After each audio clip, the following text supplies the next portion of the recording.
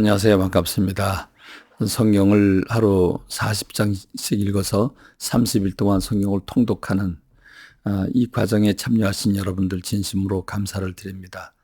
이 과정이 무척 힘들고 어려운 과정이지만 연초에 성경을 읽고 주님의 마음을 품고 살아가기를 원하는 이 일에 동참하신 여러분들 진실로 여러분의 마음이 느껴집니다. 성경을 읽으면서 여러분의 가슴이 주님의 마음으로 가득 차게 되기를 간절히 소망합니다. 오늘 우리가 읽을 말씀은 사무엘상이죠. 사무엘상은 사무엘이라고 하는 사람이 성경을 기록했기 때문이 아니라 사무엘이라고 하는 사람이 주인공이기 때문에 사무엘상하 이렇게 다뤄준 것입니다. 이 저자는 분열왕국 시대 그 초기에 익명의 선지자로 추정하고 있습니다. 그러므로 그 기록 시기도 역시 분열왕국 시대 초기쯤 보고 있는데 시글락이 오늘까지 유다 왕에게 속한이라 하는 그 오늘까지라고 하는 이 점을 미뤄 봐서 분열왕국 초기의 모습을 보여주고 있기 때문에 그때라고 추정을 하는 것입니다.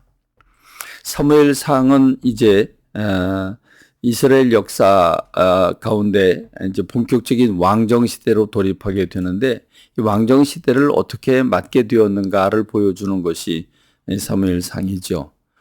사사 시대가 약 350년 정도 유지가 됩니다.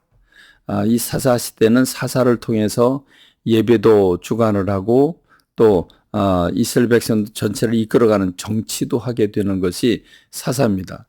그러니까 정치와 종교가 하나로 통합되어 있던 시대가 사사시대죠. 이때는 부족국가라고 볼 수 있겠죠. 이때는 12지파가 지파별로 모여서 삽니다. 문제도 지파별로 해결을 하지만 때로는 연합해서 공격을 막아내기도 하고 함께 대처해 나가는 것도 이스라엘이 나라가 형성되기 전에 그 부족일 때의 모습을 보여주고 있습니다. 그런 때에 이제 마지막 사사 시대를 보여주고 있는데 마지막 사사 시대에 얼만큼 타락했는지를 보여주는 사건 가운데 하나가 엘리라고 하는 제사장. 엘리도 역시 사사지요.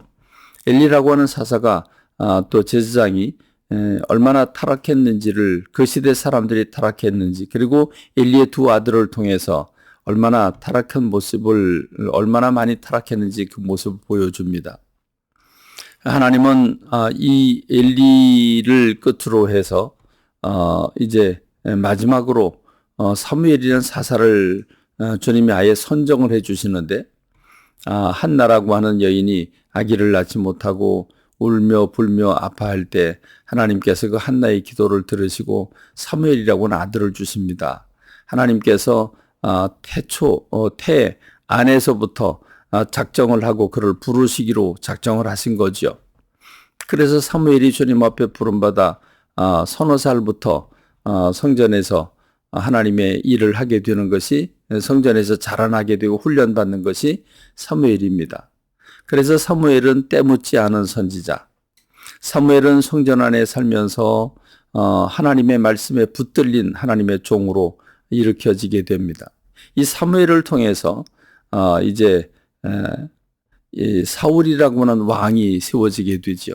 사울 왕이 세워지게 되는 그 과정을 보면 이스라엘 백성들이 하나님께 왕을 세워달라고 요청을 하는데 그 동기가 사무엘의 두 아들이 뇌물을 받고 재판을 굽게 하는 이런 일들이 일어나게 됩니다. 이미 이스라엘 백성들은 엘리라고 하는 사사 제사장의 그 두 아들 홈니와 비느하스가 얼마나 악한지 그들의 삶을 보았습니다. 그들의 삶을 보고 또 사무엘은 깨끗하고 정직하고 정말 말씀의 종이었지만 사무엘의 뒤를 이은 그 두 명의 아들이 이렇게 뇌물을 받고 판결을 굽게 하니까 그 모습을 보고 이스라엘 백성들 모두가 달려와서 우리도 다른 나라처럼 왕을 세워달라고 요청을 하죠.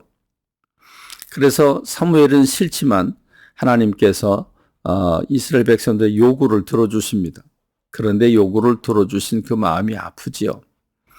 저들이 더 이상 내가 이스라엘의 왕 되는 걸 싫어서 사람 왕을 세워달라고 요청하는 것인데 어쩌겠냐, 세워줘라 이렇게 사무엘에게 말씀하시는 모습을 볼 수 있죠.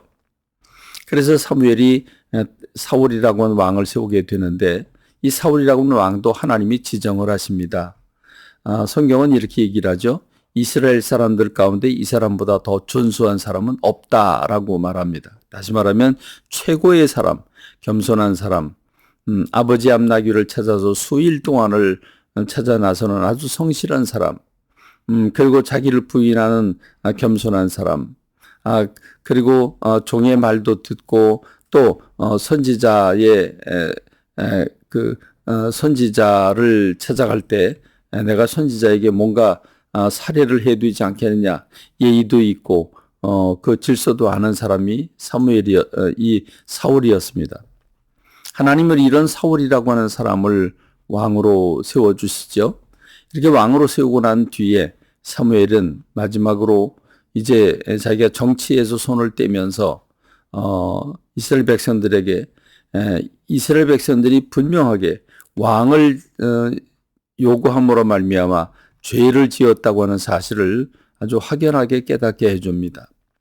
이스라엘 백성들을 불러 모아놓고 자, 출애굽 시절부터 지금까지 하나님께서 너희들의 왕이 되셔서 10가지 기적과 재앙을 통해서 해방시켜 주시고 또 너희들을 광야에서 먹여주시고 또 이 땅 가나안 땅을 다 나눠주셨을 뿐만 아니라 가나안 땅에서 전쟁이 일어날 때도 사사들을 보내서 하나님이 다 승리하게 하셨다. 왕으로서 완벽하게 이스라엘 백성들을 도우셨는데 너희들이 하나님을 거부하고 왕 되신 하나님을 거부하고 사람 왕을 세워달라고 한 것은 분명한 죄다라고 하는 걸 깨우쳐 줍니다. 그리고 하나님 앞에 기도하며 우레와 천둥 번개 속에 비가 쏟아져 하나님께서 응답하셨다고 하는 사실을 알게 하시죠. 이렇게 사울이라고 하는 사람이 쓰임을 받게 되는데 사울은 왕이 되자마자 시기와 질투에 빠져버려서 하나님의 영이 떠나가고 악령이 그를 지배함으로써 그런 시기 질투의 종이 돼서 다윗이라고 하는 사람을 죽이는데 혈안을 가지게 되고 마침내 블레셋과의 전투에서 죽습니다. 그래서 사울의 삶이 끝나게 되는 것까지가 사무엘상입니다. 이 사무엘상 읽으면서 우리가 진정 하나님을 왕으로 섬기고 있는지 내가 주인으로서 살고 있는지 생각하는 여러분들이 되길 간절히 소망합니다. 감사합니다. 말씀 맺겠습니다.